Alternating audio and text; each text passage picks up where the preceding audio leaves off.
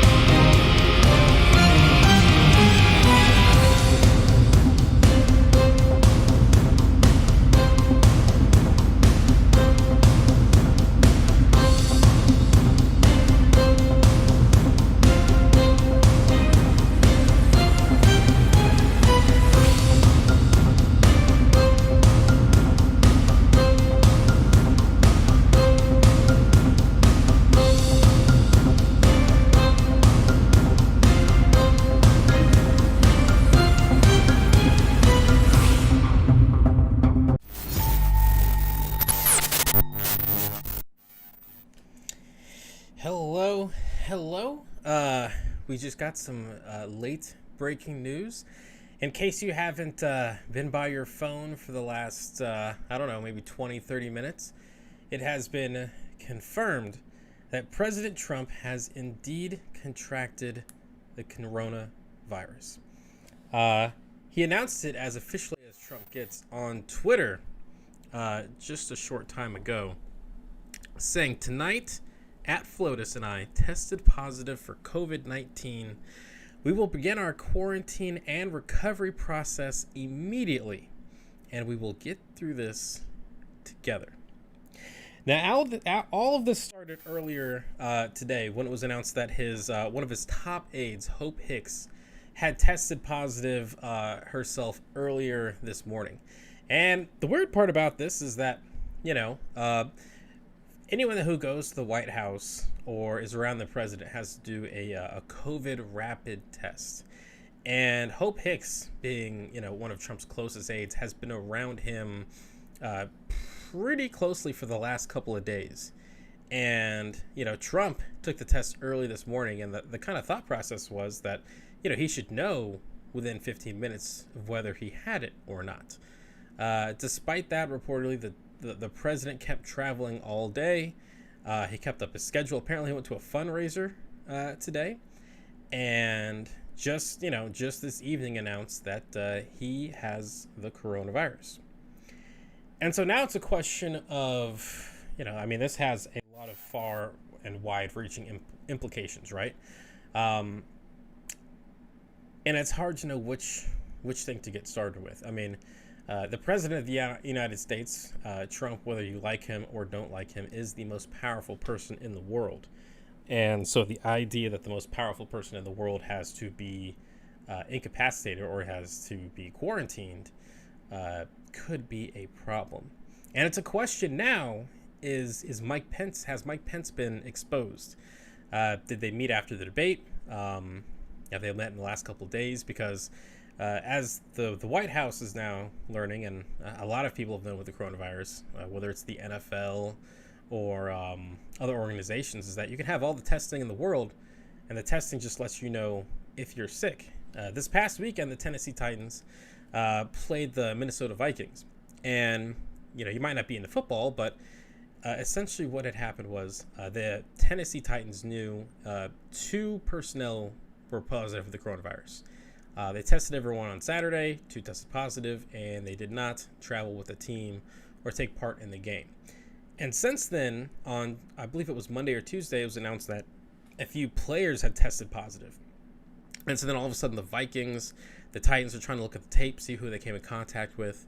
But the testing works great. But with COVID-19, there's a 3-day incubation period. So you might test negative in the morning, but you're, positive in the evening. And it's a question of how long you're contagious for, or how many people have you possibly infected. And so in the last, 2-3 days, we had the debate. And so it's a question of, Trump obviously met a lot of folks at the debate, not wearing a mask, of course, though he did pull one out of his pocket. He had it on him.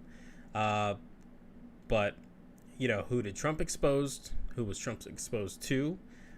Where did Hope Hicks pick up the virus? Did she pick it up at the debate and traveling with Trump since then? Is that where Trump got it?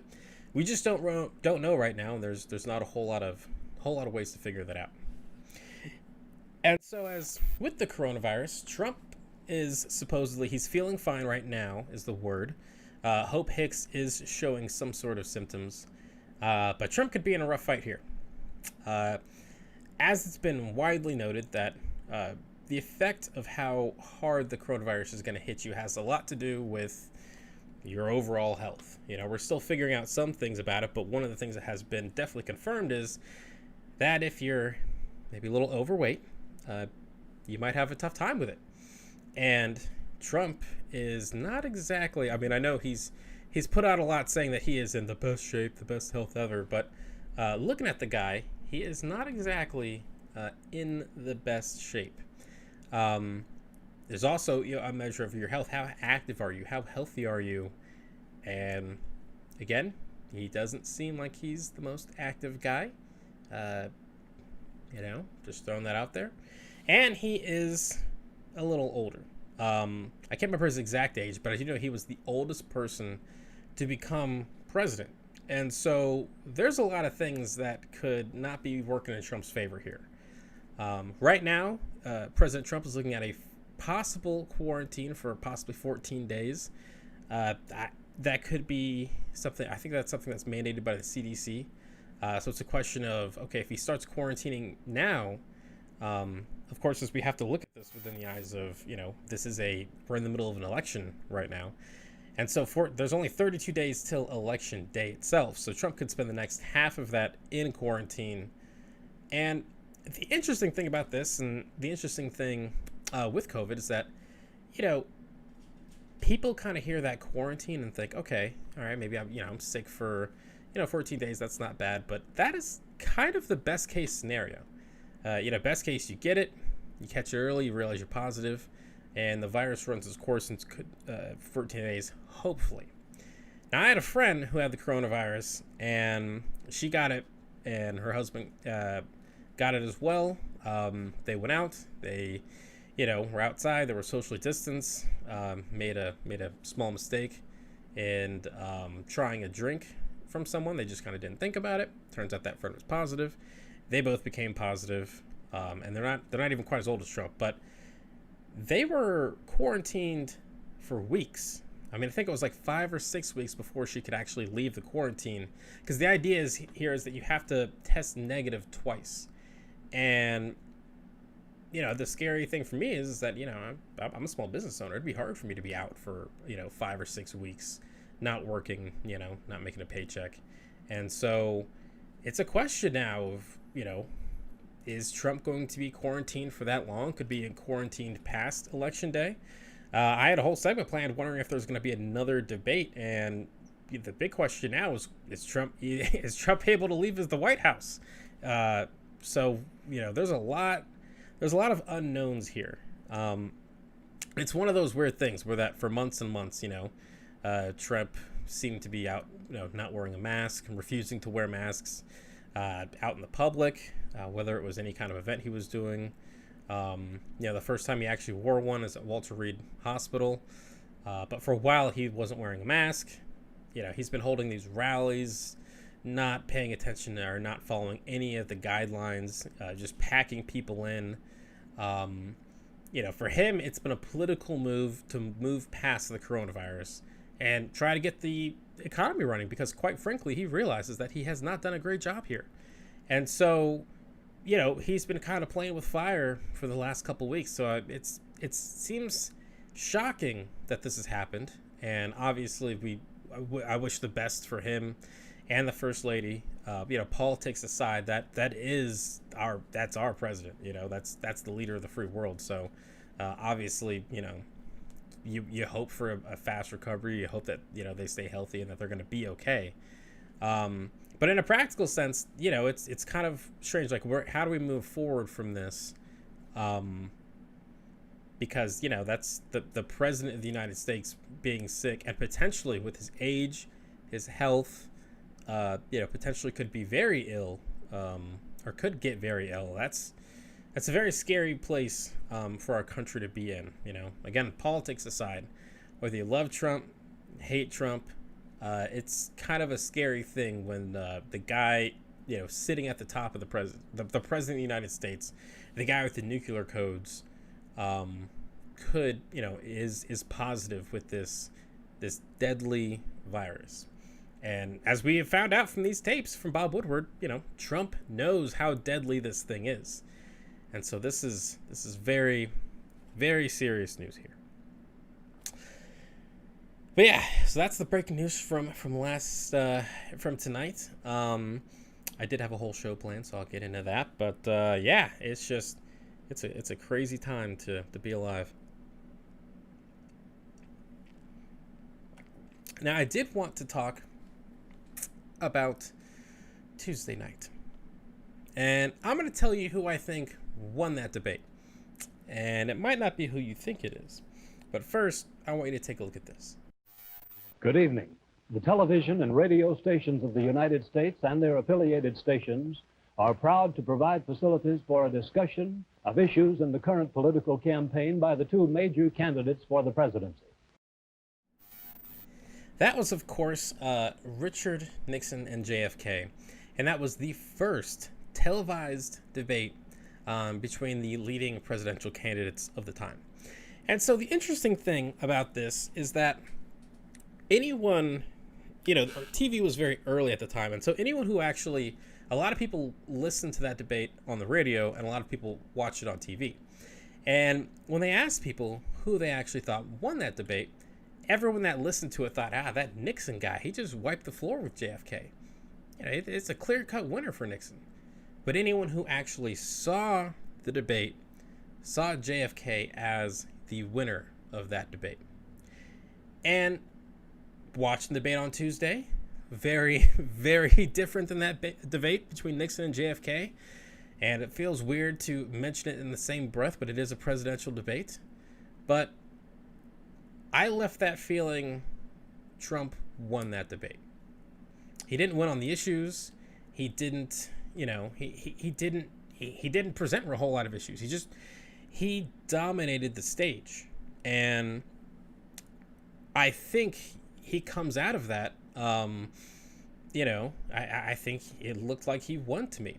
And the old adage is, whoever complains about the moderator or the process, they're usually the ones that have lost. And whenever you turned on the TV and the immediate reaction you saw after the debate was this. That was a shit show. That was a hot mess dumpster fire inside a train wreck. Clearly, this debate was an embarrassment for the United States of America. What a dark event we have just witnessed. The tip of the hat to Cormac McCarthy when we say, if that wasn't a mess, it'll do till the mess gets here. That was the worst debate I have ever seen. In fact, it wasn't even a debate. It was a disgrace. That it was. And really, Biden, you kind of can't fault him here. He's in a lose situation, right? I mean, he can't stoop to Trump's level. I know I would have. I mean, I was watching that and I was like, man, I couldn't sit there and listen to that guy. I would have to walk off or something. But Trump can't. Trump says all this stuff about Biden. He attacks him for everything under the sun. Even attacks Biden's son, who is no longer with us. And Biden tells Trump to shut up, and that is a headline. Biden said something, responded to some of this, vitriol that was coming his way by telling Trump to shut up. And That's what people took away from it. And so he can't stoop to his level. He has to look presidential.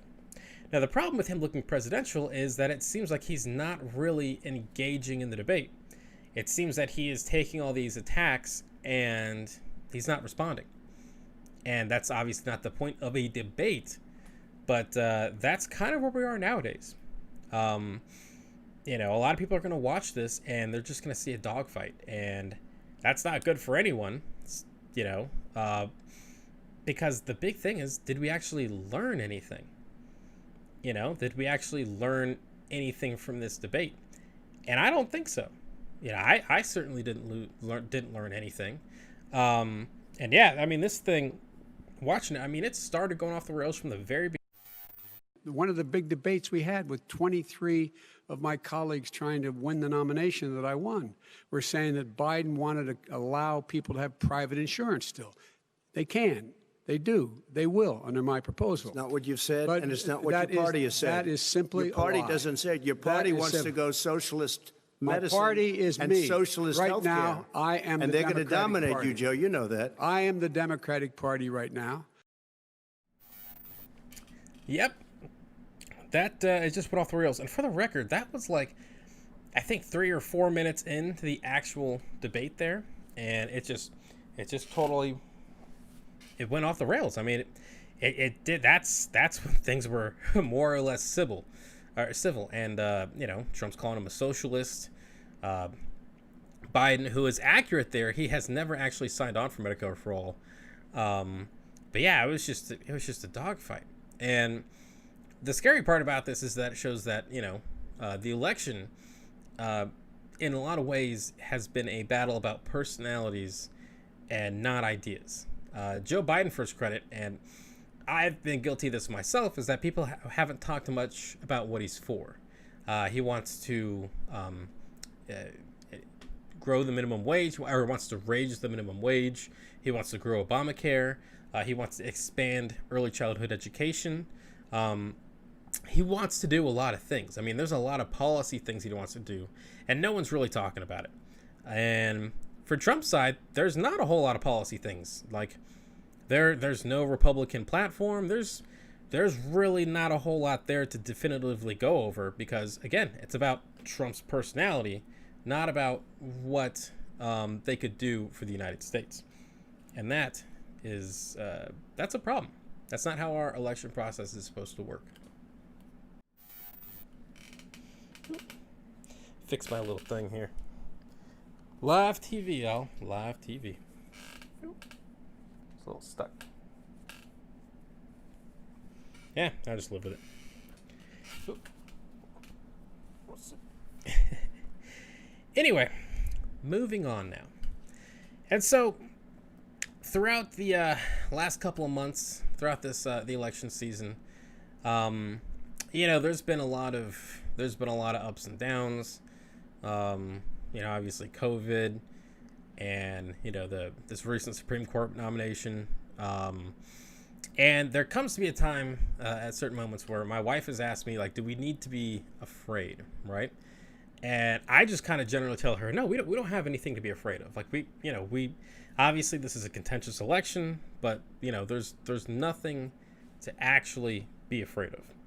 And that is until the President of the United States says shit like this. Supremacists and white like me to condemn? Proud supremacists and white Proud boys. stand back and stand by. Yep. Stand back and stand by. That's what he said to a hate group known as the Proud Boys. Stand back and stand by. And my question is, stand by for what? But before we get to that, let's talk about who these Proud Boys actually are.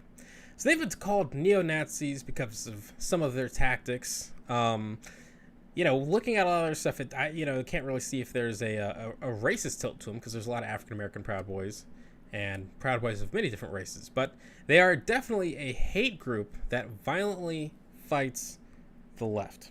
Here are a few of their highlights.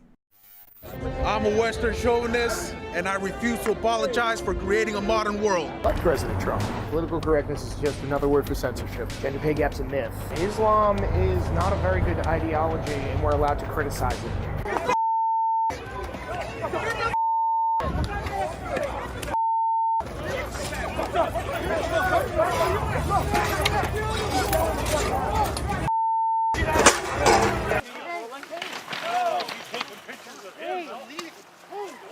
Fuck you, bitch!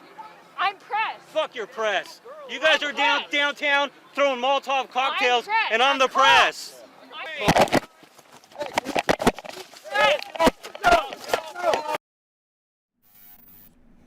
Again, stand back and stand by.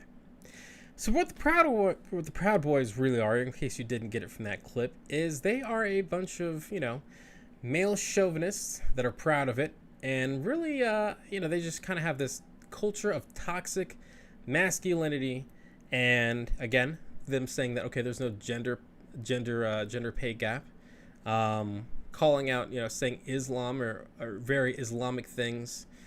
They're kind of the worst kind of folks right now, because they think they're patriotic, but what they really are nationalistic.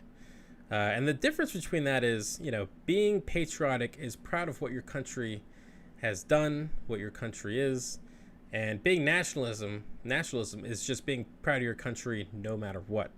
And, basically fighting anyone who feels differently about that.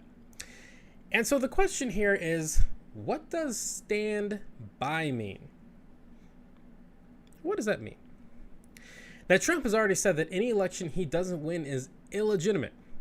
And at this time, something that has not gotten a lot of reporting, which is strange to me, is that Trump is actually getting ready to create this army to patrol polling places. As you can see here, Don Jr. proudly asking for volunteers to join this army and secure the 2020 election. I showed this picture the other day. I mean, just look at it. Just look how excited he is. And of course, again, look at the Hillary Clinton on the magazine there, behind bars. If there's anyone behind bars right now, it is the members of Trump's administration. But yeah, that is what he's looking for and what he means when he says to stand by. See, Trump is actively trying to undermine the confidence in the election. His goal here is that he wants this to, if there is any improprieties they could point out, he's already saying there's a bunch of ballots out there that shouldn't be counted, all this kind of stuff, right? His plan is to create so much chaos around the election that it goes to the Supreme Court, right? A newly conservative Supreme Court with a 6-3 majority on the Republican side. And obviously, a lot of people would be very upset about this. And that's why he needs people to stand by, to fight in case people are a little upset that the election has been stolen from them. And for the Proud Boys part, they have made it known that they have heard the message loud and clear. They're ready. And, those groups have in the past called for a civil war. So this isn't a empty threat or just, political, just political stuff run amok. I mean, this is a real thing. And these groups have been ready to violently fight back if Trump does indeed lose the 2020 election.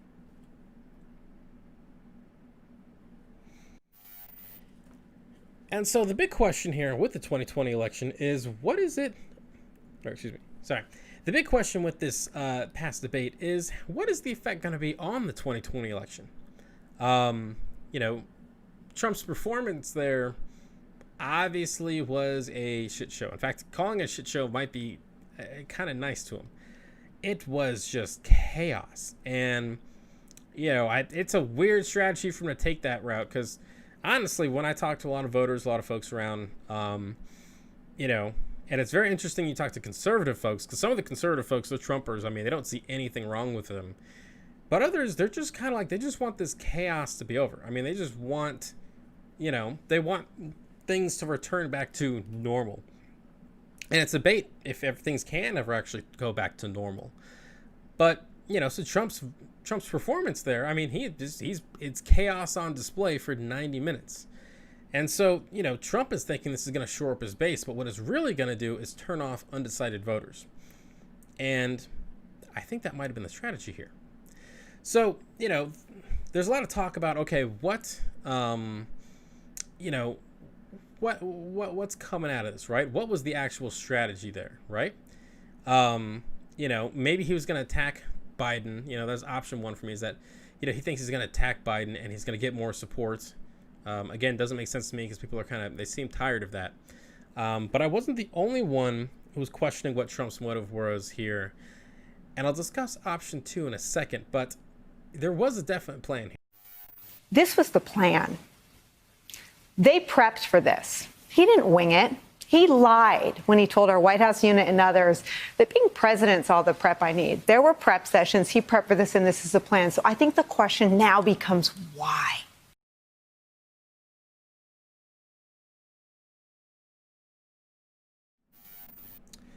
Why indeed? Excuse me, long thing. Oops. Sorry, wrong graphic. Why indeed? Yes. Why did he do this? And I think that by and large, what Trump wants to do is he wants this to be a dogfight. He thinks, however misguided this might be, that he could just turn off voters to the 2020 election and they won't vote. They'll just say, hey, this is, you know, if you tuned into the debate and you haven't been paying attention to politics, it's not really your thing. You just saw two guys fighting on the stage and you think, okay, that's just how it always is, right? There's nothing different about this.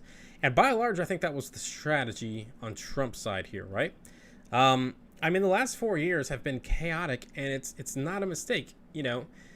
For as much, you know, dumb things as Trump has done and said and tweeted, he's not a dumb guy, right? There's a strategy at play here. And if you pay attention to things, that strategy is to distract you. Anytime Congress does something that the public might not like, you know, you've seen a lot of it with this coronavirus stuff, a lot of, you know, coronavirus stimulus negotiations that are not going anywhere. And anytime there is something that comes out that could look bad for Republicans, Trump tweets something like, maybe I should cancel the 2020 election. Or, you know, he just says something crazy off the walls and does whatever. And all of a sudden it's breaking news, right? It dominates the coverage. And, you know, if that happens once, twice, okay, you know. But it's been happening for years, right? It has been a presidency run by chaos. And the goal is to distract you from what's really actually going on. And by and large, I don't think that the plan's actually going to be successful. I mean, he's been trying that for 4 years, and he's, you know, it's able to distract people from what's going on in Congress and behind the scenes, but it just makes him look bad. And so I think this is going to make him look even worse. And the question that's been flown out for the last couple days, and people have been wondering, is there going to be another debate? Like, this was such a shit show, to put it lightly, that are they actually going to do another one of these? Because obviously one of the candidates there is not following any of the rules at all. And so the Presidential Commission on Debates has actually come out and said, yeah, we're going to add some rules next time. And here, let me put that as a full screen so you guys can see a little bit more. And they're going to add some rules to the next debate to make it a little less chaotic. Now, for my vote, I hope they allow them to turn off that mic, right? Like, Trump just keeps going on, and Chris Wallace is just begging for him to stop. And he's like, you know, he just keeps going, right? There's just no control. And at a certain point, I'm like, why don't you just turn his mic off? And so that's what's being discussed for the next debate. Are they going to turn the mic off? But now that I've had time to think about it, I don't think that's going to be as big of a benefit as people think it will. See, I've been working in TV, you know, or working in video for years. And the problem with turning off someone's mic is even if it's shut down, you could still hear. Like, I cover up this mic. You can't hear me as well. But if I shout loud enough, you're going to be able to hear me. And so while I think it would be great to just turn off his mic, shut him up, that's not going to happen. He's still going to get through. And for his part, Chris Wallace, he's like, okay, hey, maybe we'd have a different debater there. Maybe things would look better with a different debater. But, Chris Wallace really dropped the ball here. I thought the funniest part was when he kept saying things like, oh, President, you're going to like this next question. Please stop talking. You're going to like this next question. As if he's trying to appease a child, right? I mean, that's what you do for a kid. You're going to like what comes up next. Eat your veggies. You're going to like what's next, right? You're going to like dessert. And that's how, Trump was able to take a veteran TV journalist and turn him into a parent trying to take care of an obnoxious child. But yeah, so is turning his mic off really going to help? Or is one of the rules he's going to be able to get up and smack Trump in the face? I doubt that they can really stop him from taking over the stage. And again, for Biden, the question is, how do you combat a bully? And that's what Trump was on that stage. He was bullying Biden and dominating the conversation. Again, personally, and I've heard this throughout the years that, hey, my parents would tell me, hey, if there's a bully that comes up to you and pushes him around, punch him in the face. You're not going to get in trouble when you get home. But Biden doesn't exactly have that option here. So, he's in a rock and a hard place, right? I mean, he can't go off on Trump because, again, he has to look presidential. He can't say that he doesn't want another debate because then it kind of looks like he's just bowing out from the process. And so Nancy Pelosi might have been right a couple of weeks ago when she said maybe there shouldn't be any actual debates. Like maybe we shouldn't do this process again. And most Americans, they agree. They did not like what they actually saw on that stage. But they do think they should still keep debating. And so I think that we will have more debates, but it kind of seems very unlikely that we won't just have, more of the same. Hopefully someone can turn off Trump's mic or make it so you really can't hear him. Kind of doubtful at this point. But, and the latest news now is that obviously Trump testing positive for COVID. If he has to quarantine for the next 14 days, are we going to have time for another debate? I don't know when the next debate is scheduled, but his, coronavirus, the fact that he has the coronavirus really throws all of this into question. Because, when's the next time we'll see him out? We just don't know. And that brings me to the next thing I wanted to talk about. And this is a question that my mom actually asked me.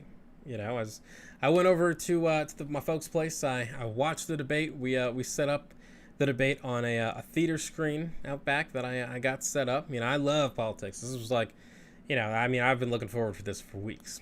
And she asked me a question. She was like, just after watching that chaotic 90-minute just brawl, she wants to know, are we ever going to go back to normal? Are we ever just going to push past this chaos that we've been living in for the last 4 years? Are we ever just going to go back to how things were? And honestly, the answer is probably no, whether Joe Biden wins or not. So the debate shows that, a candidate can agree to all these rules, all this stuff, and then he just gets on the stage and does whatever he wants. And Trump, by and large, has proven that there's a lot of things in our political system that have been, political norms, right? Norms to release your tax returns, norms to not interfere in different, parts of the Department of Justice. These things are norms to not mess with the political process, so things don't look like you're messing with the political process, right? But a lot of these things that we've come to realize, things that seemed, ingrained in our government and ingrained in just how we do business as America. And it's been revealed that a lot of these things aren't actually laws. They're just what people would normally do. Trump has just been able to tear through those institutions. And it's a question of, can we ever get the genie back in the bottle? Because whether you like Trump or not, there are millions upon millions of people that support him. In the 2016 election, he got, of course, Hillary Clinton won the popular vote then, but only by 3 million. The rest of Americans voted for Trump. And those people have a very, very loud voice. And they showed that when they actually destroyed one of America's most treasured institutions. Dancing the salsa with his partner Lindsay, it's Sean Spicer.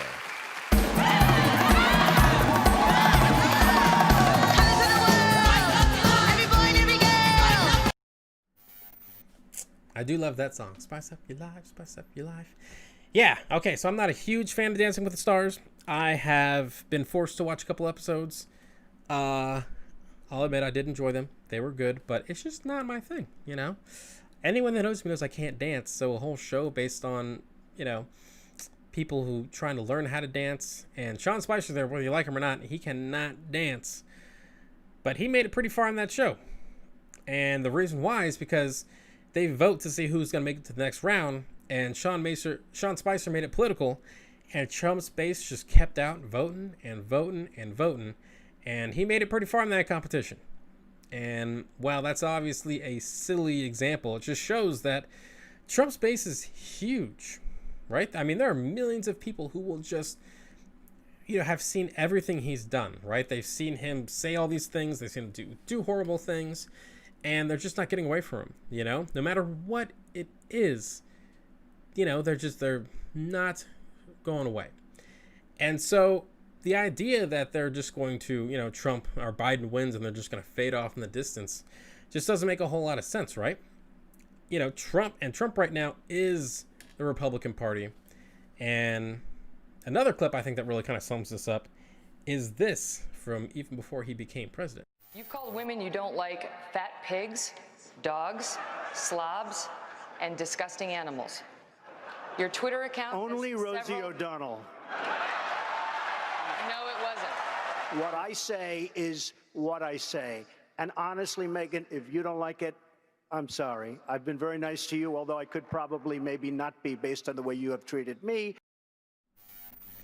And he was not nice to her, even after that debate. So Megyn Kelly, as people have kind of forgotten now, was the shining star of Fox News. I mean, the network had always been attacked as, sexist. Obviously Roger Ailes had to leave, for instance. And yeah, they have not been known as a kind place to women. And this goes in addition to all their crazy conservative stuff. But Megyn Kelly was kind of like a shining star at the network, right? I mean, she was one of their top anchors, if not the top anchor. And it kind of showed to everyone, hey, you might think we're sexist to Fox News. You might think all these things, but look at Megyn Kelly, right? She is our shining star. And after that back and forth with Trump, things were never the same for her, right? She went from, being a major anchor at this network to leaving and basically, being kicked off air. Even after that incident, I think she took a planned vacation. Because the thing is, and everyone kind of thought at that time, it was early on in the election, and everyone kind of thought at that time that, okay, this isn't the Republican Party, right? They thought that, okay, the establishment's still in charge here, and, Fox News is leading the way. But after this incident, even Fox News realized, Trump is in charge here. The conservative, Fox News could tell, Trump supporters or tell the Republicans, hey, the conservative base, they could say all these things to defend Megyn Kelly. But by and large, it was the base coming after Fox News because they're with Trump, no matter what. And speaking of Fox News, you saw all those folks on CNN, MSNBC, all the other networks talking about how horrible this debate was. But let's take a look at the other side. And I have to note this. I think Trump was very strong on several points. The extremely weak, the frail, the confused, kind of angry Joe Biden just got steamrolled by President Trump. Trump crushed him on the rewatch. He wasn't as rude as a lot of people were saying. Wasn't as rude as a lot of people were saying. I mean, you really gotta, it's kind of funny that comment there because he's recognizing, okay, he was rude, but he wasn't as rude as people were saying, right? I mean, you got to recognize that there is a whole half of the country that is listening to a completely and totally different outlook on America. I mean, even that, right? Like, it's one of those things, like, Trump obviously is attacking Biden. He's just going off, right? I mean, I don't think you can watch that election and think Trump wasn't going off. But on Fox News, they're like, oh, he was just responding to Biden. He was just responding. It was a normal debate, And, the fact that there's just so much different there and something that we all watch, and one half of the country is just eating this stuff up, makes the idea that we can get the genie back in the bottle, a little difficult. But there are some things Democrats could do to change this if they get to power, and if they win not only the presidency but the Senate, and the Senate by a wide margin. They could make some very big structural changes. The problem is they can't, or the problem is they probably won't. And the first thing I think that they should probably do or look at is getting rid of the Electoral College. I want you to take a look at something. So this is a political map of the 2012 presidential election. Excuse me. This is back when Mitt Romney was running. And that's how the country looked. And Barack Obama had a definitive win over Mitt Romney back then. And as I was trying to look up a presidential election, here's the 2016 presidential election. And again, you can look at it. So let me pull this up. As you can see, you look at this and you think, wow, this is a Republican country. This is conservative country. I mean, look at all that red on this map, right? And it's funny, I live here in Austin, and there's a tiny little blue dot in the middle of Texas. But look at all this, right? Like, you look at this and like, man, this is a conservative country. The thing is, and the thing about this map here is that, it's not just it's not states vote. I mean, it's not land voting, right? It's people voting. And so you look at a lot of these states, right? You look at Oklahoma here. You look at Michigan, Ohio, North Dakota, South Dakota. You look at all these places, right? They're definitively red. But as you look over here to see this solidly blue, you see the solidly blue there? I can zoom in on it a little bit for you in California. That's Los Angeles. And Los Angeles' population is bigger than a lot of these red states. And again, Hillary Clinton won the popular vote in that election by 3 million votes. And so what this tells you about the Electoral College is yes, that it's making sure that, smaller population centers are represented. But the problem with that is that, I don't think the Founding Fathers ever anticipated to the amount that people would move to cities. I mean, you got to think back then when they wrote the Constitution. I mean, the main industry in the United States was agriculture. So the idea that we would have there wasn't a whole lot of work from home back then, right? They didn't have online jobs they could do. And so I don't think they anticipated the kind of population shifts that we would have. And I think they anticipated that, one vote in California would be, one vote in like North Dakota or South Dakota would be worth like 8 votes in California, right? That probably was not something that they saw coming. In fact, when you look at the 2016 election, one of the states where President Trump actually got the most votes was California, just because of the population in California. A lot of these smaller states he won, were still less than his actual vote total in California. And so it shows, this system is very, very outdated. Another problem with this system is that each state gets 2 senators. And so again, California, with 40 million people, gets the same number of representation and essentially the same political power as North and South Dakota. And so 40 million people have a much smaller voice than 80,000 people.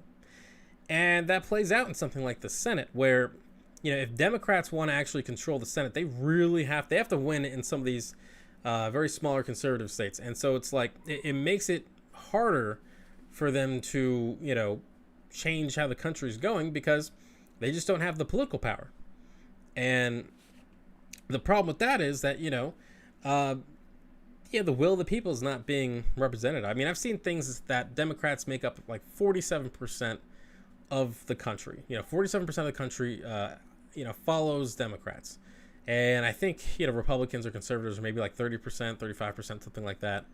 But the minority is able to control the government, control the direction of the country because of things like the Electoral College and how we divide senators.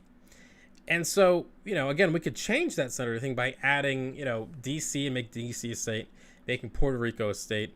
But so far, the Democrats haven't been willing to do that. And another sign that that we are not going back to normal and that things are, crazy, I might say crazy for a long time, is stuff like this. This is a QAnon supporter who's been denounced for racism, winning a Georgia Republican primary. Now, because this primary was in Georgia, she has a very good chance of actually being elected. And so a QAnon supporter could soon be a member of Congress. And she has been accused for doing things or saying things like complaining of a Islamic invasion into the United States, claiming Black and Hispanic men are held back by gangs and dealing drugs, and pushing an anti-Semitic conspiracy theory that the billionaire philanthropist George Soros, who is Jewish, saying that he collaborated with the Nazis. Yes, this is the future of the Republican Party. And you got to question what the future is. So Trump, I do think he's smarter than people give him credit for. I think, it's kind of, you're doing yourself a little bit of a disservice to think he's just so stupid, even though he says a lot of stupid things. But the idea here is that what's after Trump, right?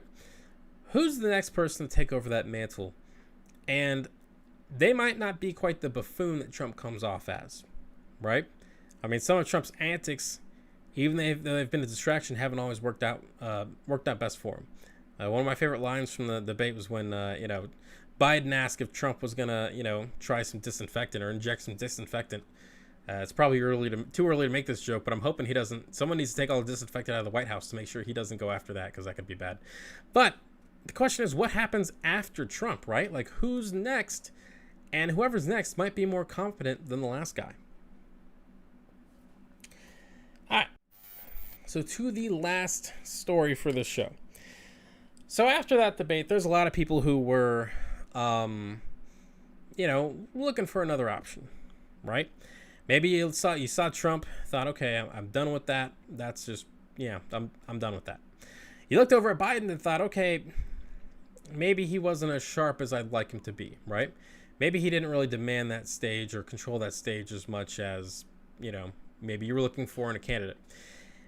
And the thing is here, I'm kind of sensitive to this, so I just want to make this disclaimer here that I do not want to tell you who to vote for. I mean, I'm going to tell you who I think you should vote for. Maybe I'm going to tell you what's going on in this election, but I'm not telling you who you have to vote for, right? Every vote is important, and it's your choice whether you want to vote for a Democratic, Republican, Libertarian, Green Party, whatever party your political party is. It's your vote, it's your voice, and you should decide what you want. That said, Joe Jorgensen and the Libertarian Party is batshit crazy. Like, batshit crazy. I honestly thought of naming this segment, Here Come the Clowns. And if you don't believe me, if you don't believe what I'm saying here, here's a look at a guy running for the chairman position of the Libertarian Party back in 2016.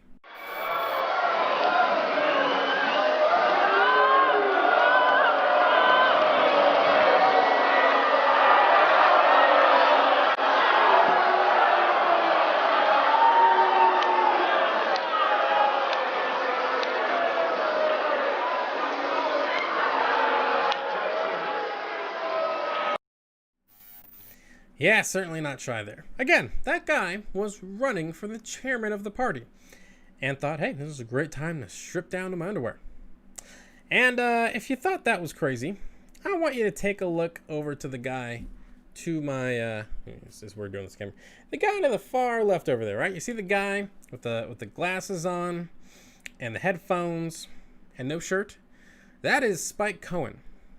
And Spike Cohen came in as the runner-up for this past 2020 nomination, or this 2020 nomination for the Libertarian Party, which actually makes him the vice presidential candidate with Joe Jorgensen. And there's a reason why you maybe have heard Joe's name, but you haven't heard his name. Some of his political points that I have been able to find so far is that he believes every American should have a pony. Yes, a pony. And he believes all those ponies should be armed with 20mm Vulcan cannons. Yeah, I had to look that up myself. Apparently he means those like machine guns, so that's like ponies with machine guns and stuff. Spike also says we need a Waffle House on every corner. That's actually one point I agree with him on. Hey, why not? Everyone loves Waffle House, right?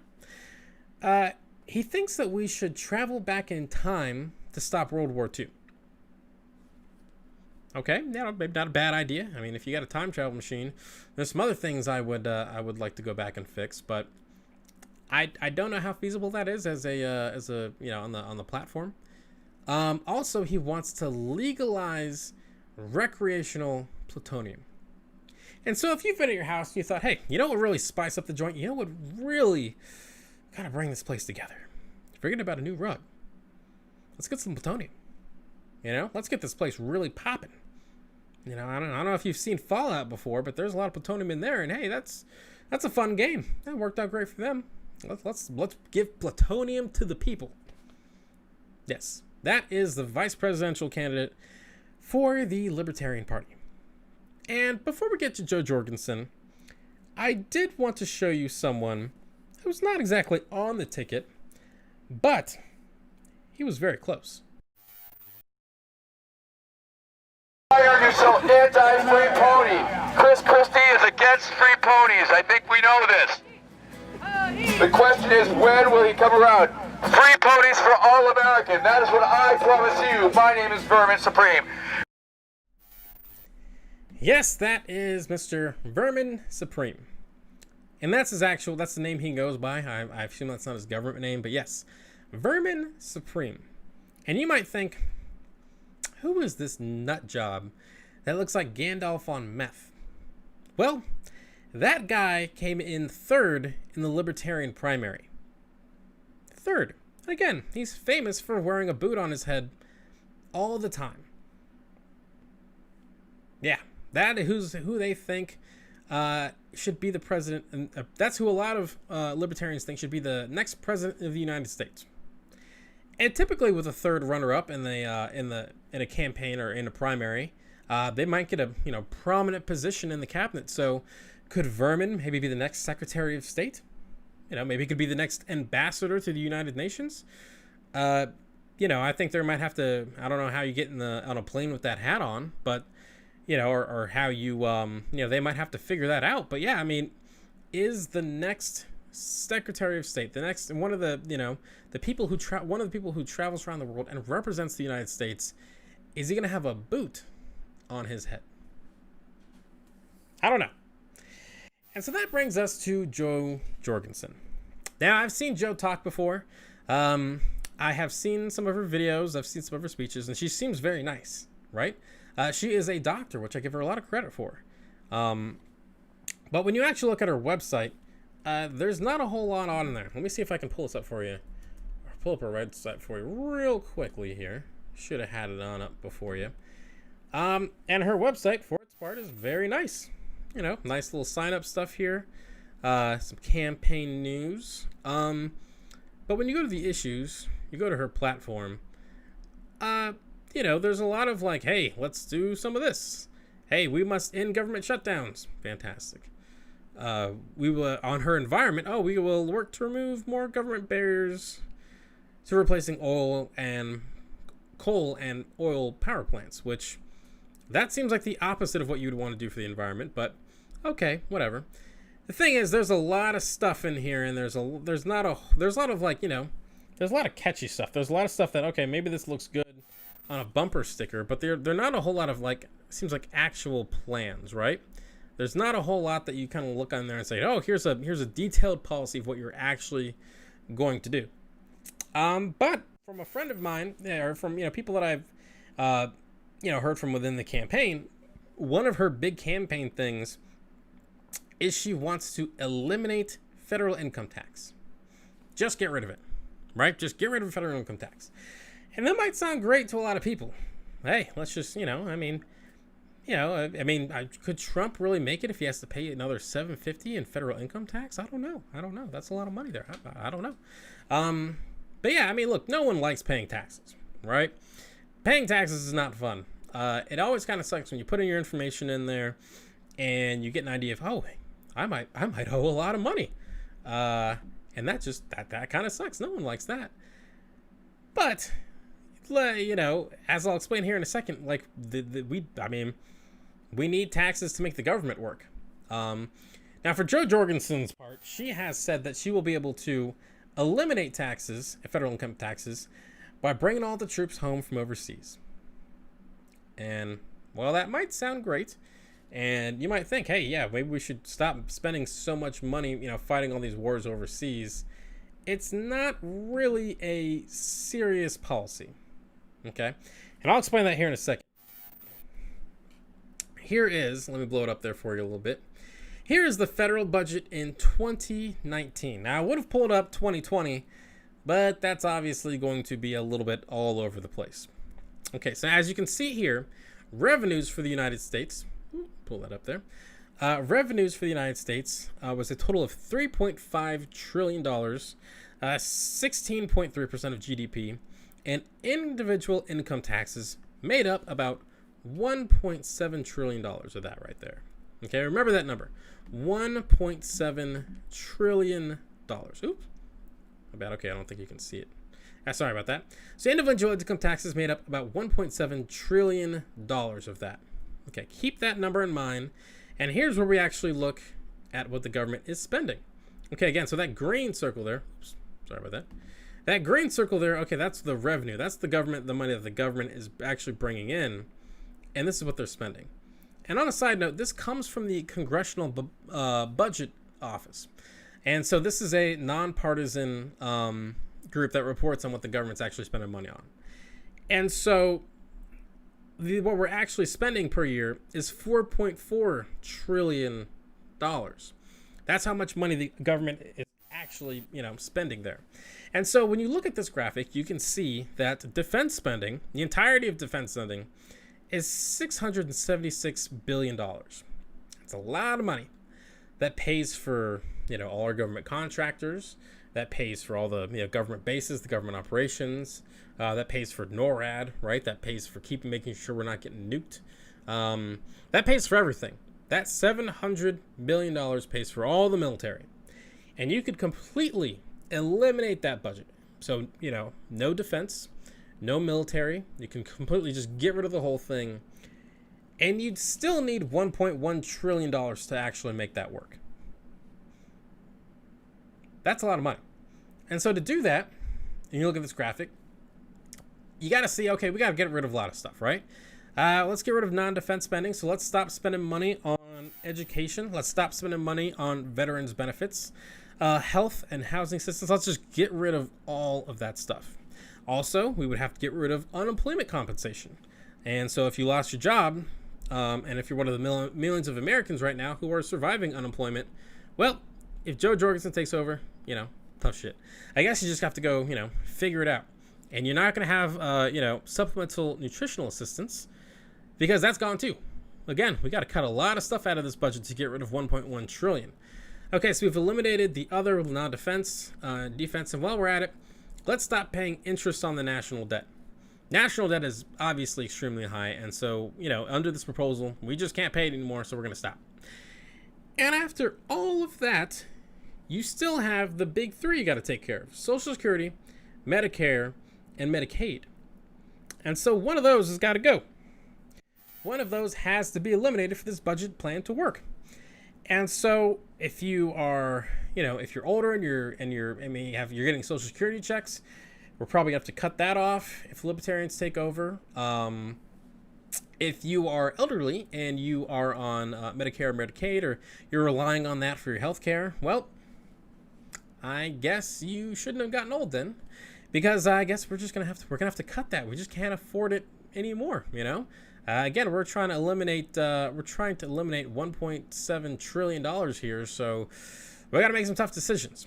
So, yes, I get it. I get that people want another option, right? And I get people want, they're tired of politics as usual and they want something different. That's really one of the things that got Trump elected. But seriously, let's let this take this shit seriously, right? Because the libertarians aren't, and I've had friends say, okay, they've defended the candidates saying they're joking, right? They're just joking around. They didn't really mean all that stuff. Well, if you watched the debate last night, that was an embarrassment for our country. That was a joke. They made us look like a joke around the entire world. But at least Trump and Biden weren't wearing boots on their heads.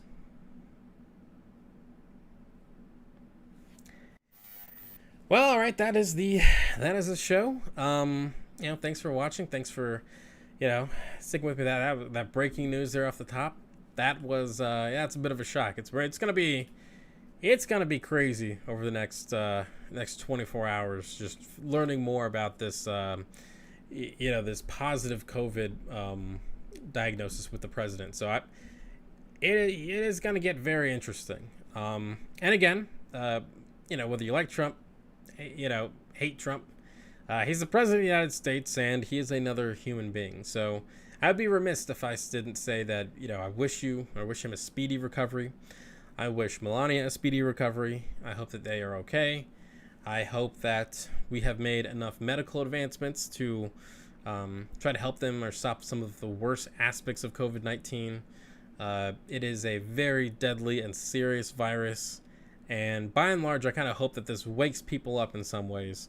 Because I think a lot of folks just want to turn the page on COVID, and they might be done with it, but COVID is definitely not done with us. So if there's one takeaway I want you to get from watching this entire show, it's that you need to wear a mask, you need to be safe, you need to keep social distancing, be smart, and let's all stay safe together. And again, even if you don't like Trump, let's try to pray that he makes a speedy recovery. Well, that's it for me, y'all. I'm out, and I'm taking off for the weekend, and so hopefully I will see y'all on Monday.